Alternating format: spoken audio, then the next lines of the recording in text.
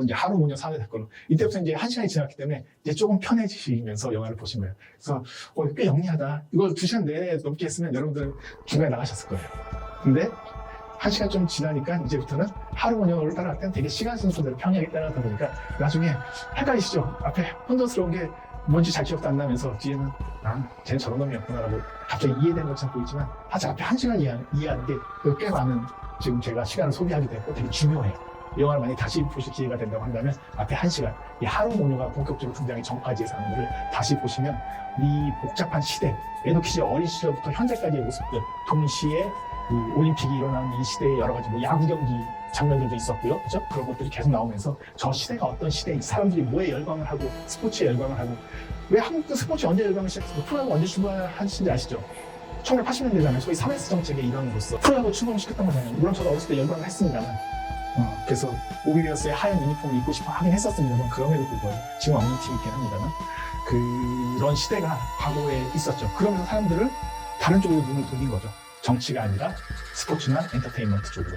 그랬던 것처럼 사실은 이 영화에서 아까 몇 컷 안 되지만 왜 갑자기 야구 우승의 어떤 인터뷰를 하고 뭐 사람들이 그 경기장 앞에 모여있고 하는 것들은 넣은 거냐면 그 시대가 어떤 단면들을 가지고 있는지를 이 영화 되게 열심히 설명한 영화는 아니에요. 그럼에도 불구하고 빼놓지는 않겠다 최소한 이런 얘기들을 해드릴 수 있습니다. 그래서 빠르게 진행하도록 하겠습니다.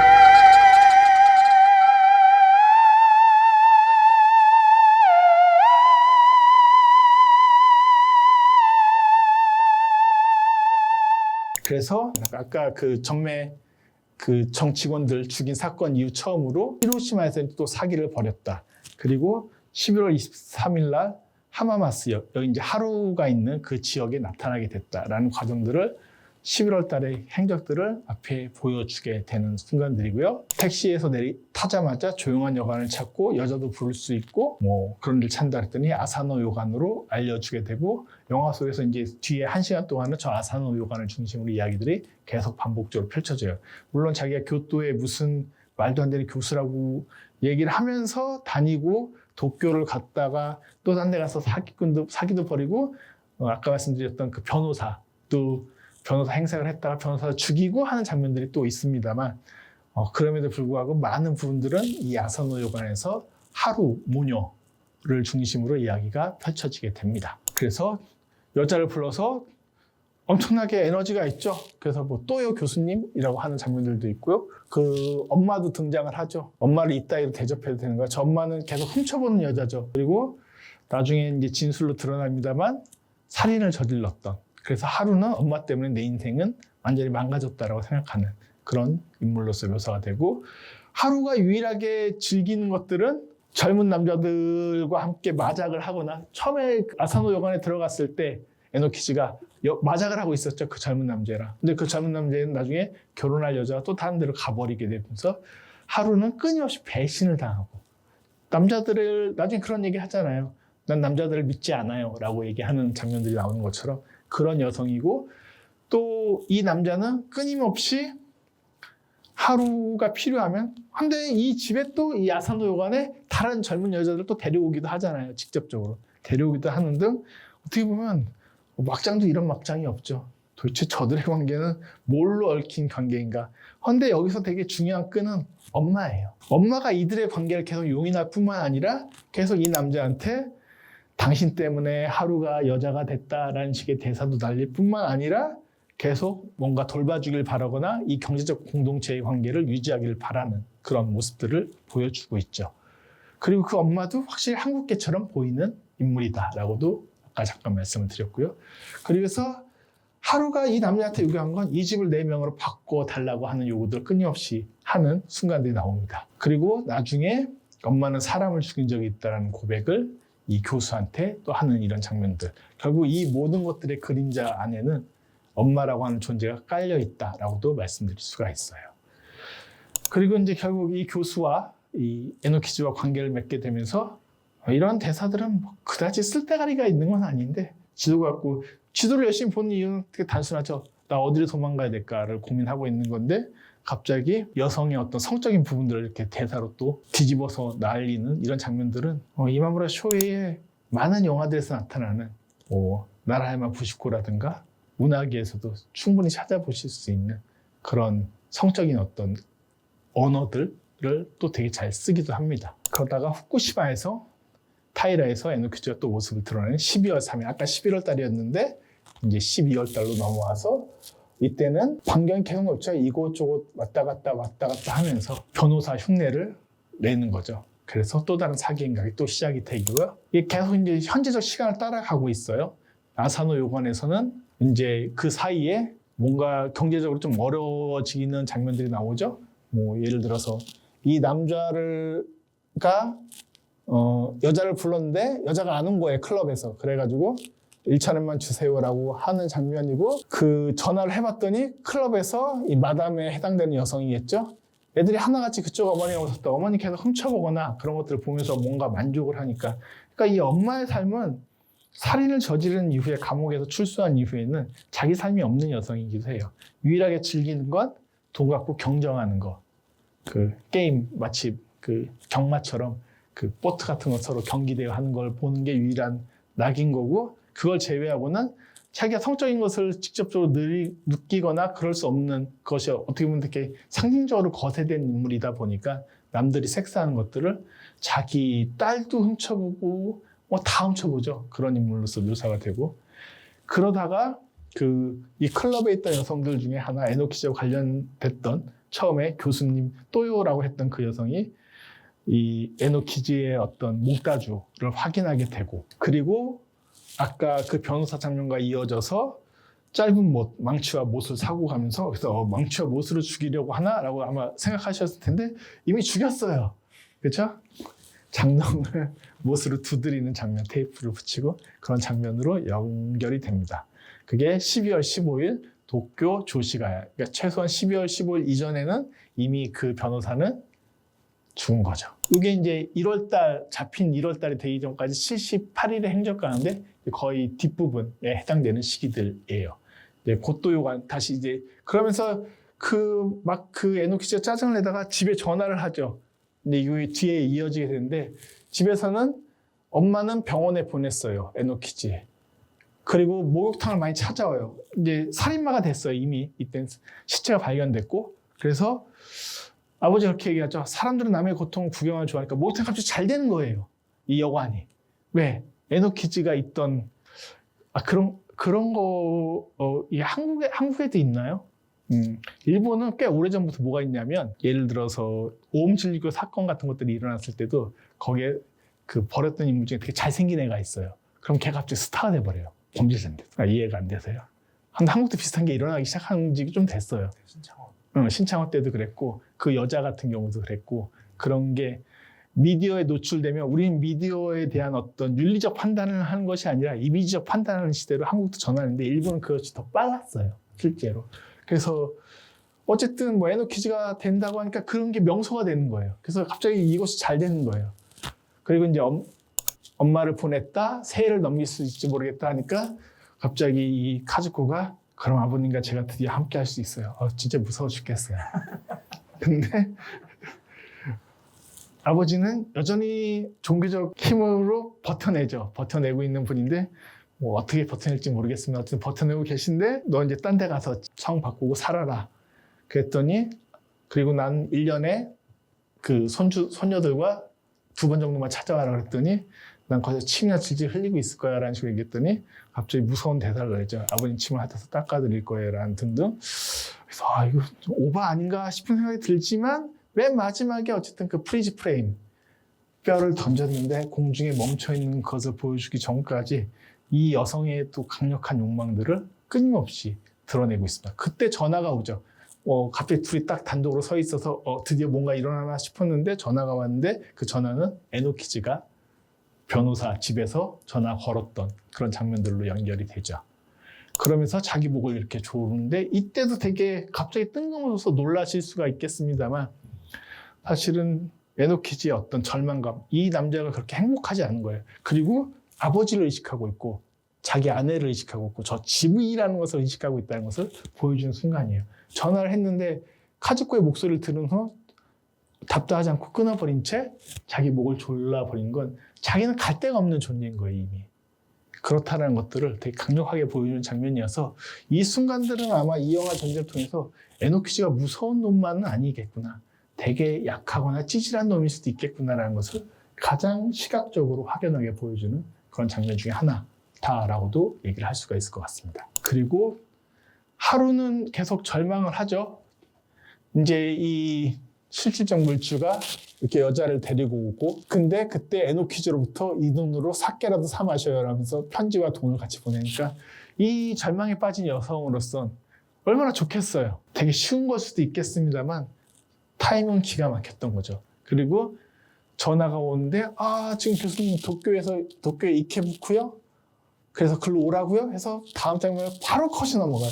이렇게 모텔에서 다시 둘이 누워있는데 이때 또 에노키즈가 어디를 가고 싶다고 여자가 말을 해요. 우리 둘이 어디 멀리 달아나요? 이런 식으로 얘기하니까 갑자기 또 그 찬송가를 부르는 거죠. 하늘나라 성전으로 뭐 이렇게 부르고 있는 거죠. 그리고 그 둘이 극장에 가는데 극장에서 드디어 이 남자의 실체를 정확하게 인식하게 됩니다. 37세밖에 안 됐어요.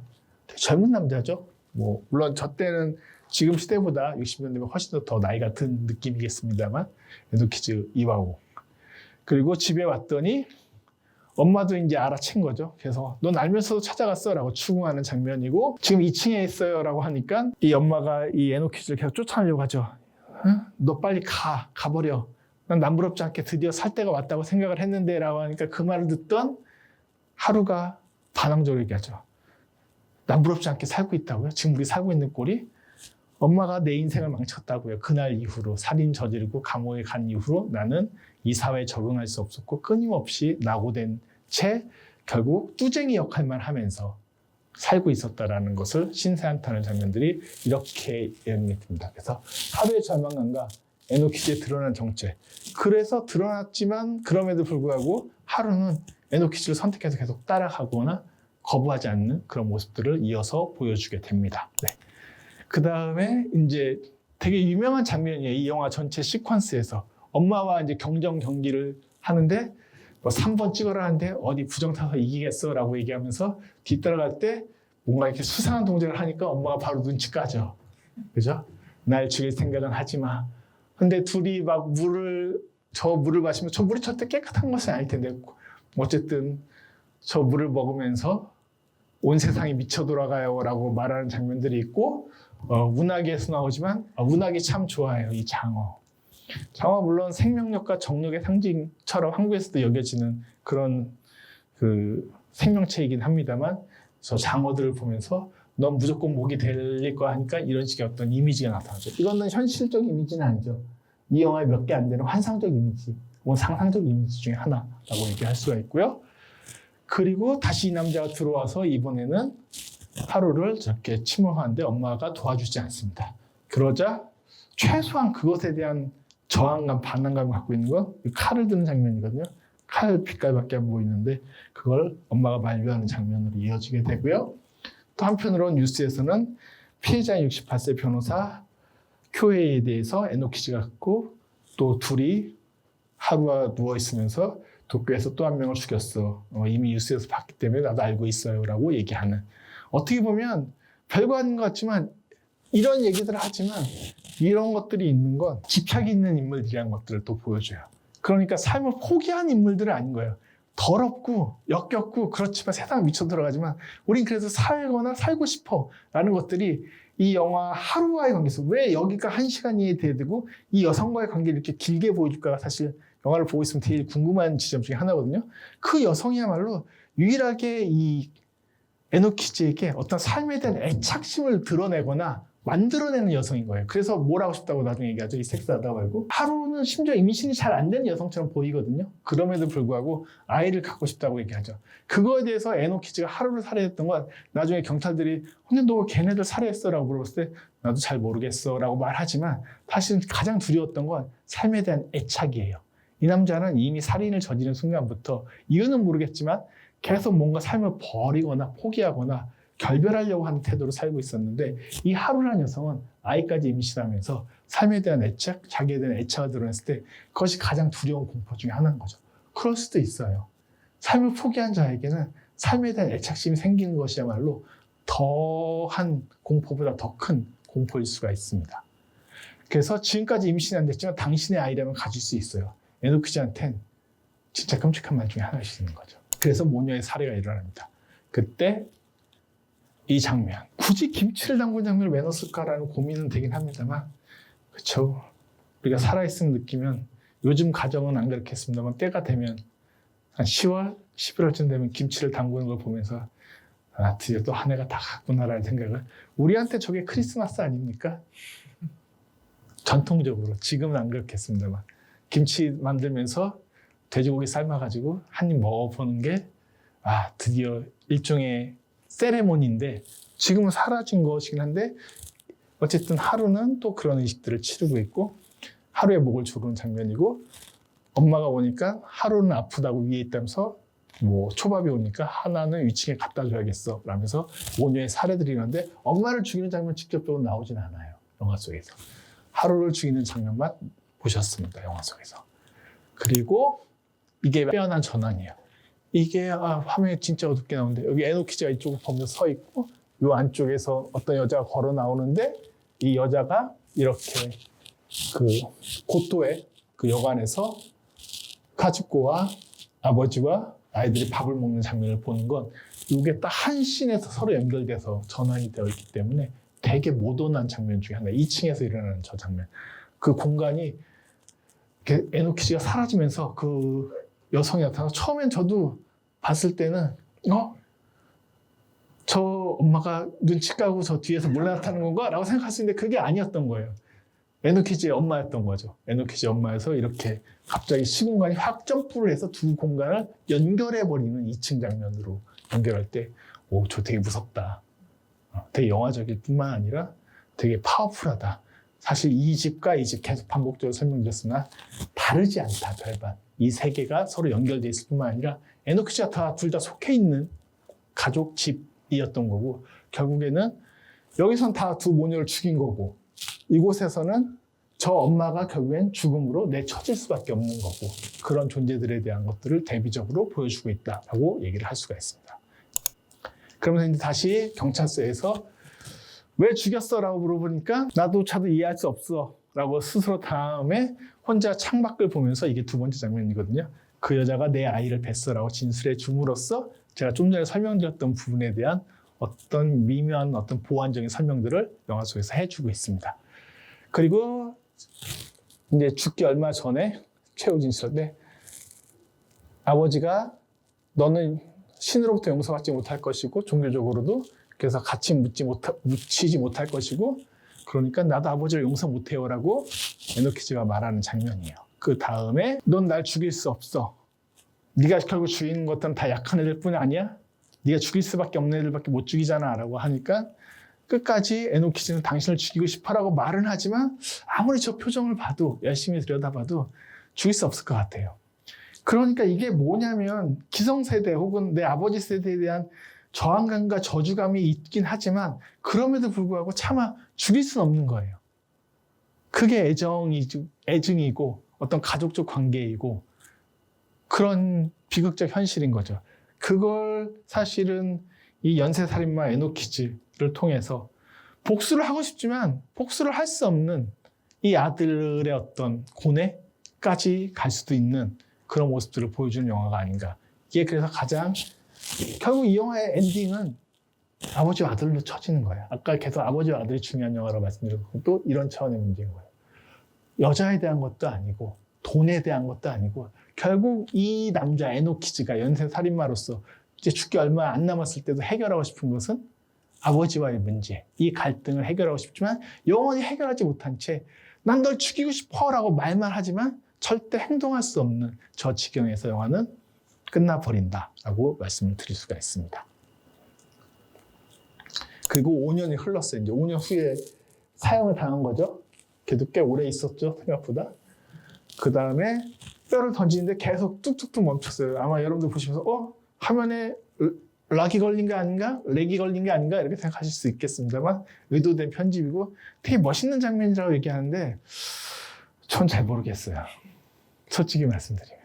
왜 그런 영화사적 진술을 뭐 누가 블로거든 뭐 평론가든 이렇게 할 때 너무 그걸 믿지는 마세요. 전 자주 말씀드리는 게 여러분들이 보실 때 그게 되게 멋있어 보여야 되는데 그게 그렇게 멋있어 보이나요? 공중에서 저것이 멈추는 게 최소한 어떤 생각을 하게 만들죠. 뭐 델마 루이스의 마지막 장면도 리들리 스콧이 만든 것도 두 여성이 차로 뛰어내릴 때 멈출 때 이들의 저항감이 어떻게 표현됐구나라는 생각은 하게 만듭니다만 던져졌어도 난 되게 허망하고 좋을 수도 있었던 그런 이미지가 아닐까라는 생각도 한편으로 해보게 됩니다. 꼭 정답이 있는 건 아니에요. 다만 감독의 의도를 최대한 존중해서 이 프리즈 프레임에 대한 생각들은 여러 가지를 해볼 수 있다. 그런데 감독이 인터뷰를 했을 땐 뭐 이런 얘기를 했다. 이 지상으로 떨어지지 않는 에노키 제표가 아직도 이들을 용서하지 못하고 이들을 오히려 처벌하고 싶은 그런 욕망들을 드러낸 것이다 라는 식으로 얘기를 하는데 그렇게 보면 에노키즈의 살인 행각보다 저 두 시아버지와 며느리의 저 어떻게 보면 근친적 관계라는 것이 더 도덕적으로 비난받아야 될 수준으로 얘기될 수 있는 것인가? 사실 거의 또이또이 하잖아요. 그렇게 본다면 오히려 더 중요한 것은 괴물은 한 명이 아니라는 거예요. 이 시대가 괴물이었고 저 가족 전체가 괴물이었고 저 가족들이 사실은 에노키즈를 죽였을 뿐만 아니라 어머니도 죽인 거죠. 따지고 보자면. 이미 소외시키고 배제함으로써 병든 20년째 병실을 왔다 갔다 했던 그 어머니 죽였기 때문에 사실 이 시대에 살았던 혹은 이 영화 속에 등장하는 대부분의 인물들이 괴물적 존재들이죠. 하루에게 그 집을 대가로 여기를 넘겨주겠다는 대가로 끊임없이 다른 여자를 데려오는 그 남자는 뭐 사업가이자 뭐 능력이 있는 사람이겠지만 그 사람은 괴물이 아닙니까? 그 사람 역시 괴물이죠. 수많은 괴물들을 보게 된 거예요. 이 영화 속에서는. 그 괴물적 존재들을 따라가면서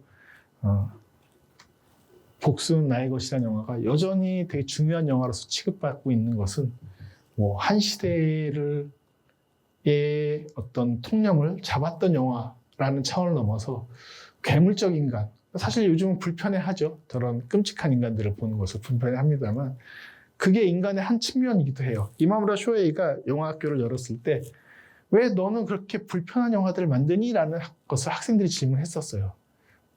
되게 좋은 질문이라고 저는 생각을 해요. 근데 인간의 나쁜 면을 건드릴 때 인간에 대해서 더 잘 보여줄 수가 있어. 라고 이마무라 쇼헤이가 대답을 했어요. 그럼 좋은 면을 보여주면서 인간을 보여주면 안 되나요? 물론 그럴 수도 있죠. 근데 우리가 인간에 대해서 더 뿌리 깊은 생각, 그 밑바닥에 있는 생각들, 도대체 인간은 무엇인가라는 질문을 던지게 되는 순간은 괴물적 인간들을 볼 때예요. 인간이라도 할 수 없는 거의 괴물과 동급의 존재들을 보게 될 때 우린 도대체 인간이라는 형태, 뭐 인두겁이라고 얘기하죠. 껍데기를 달고 살지만 과연 같은 인간인가? 지금 현실에서도 매번 보시는 거잖아요. 저게 인간이야?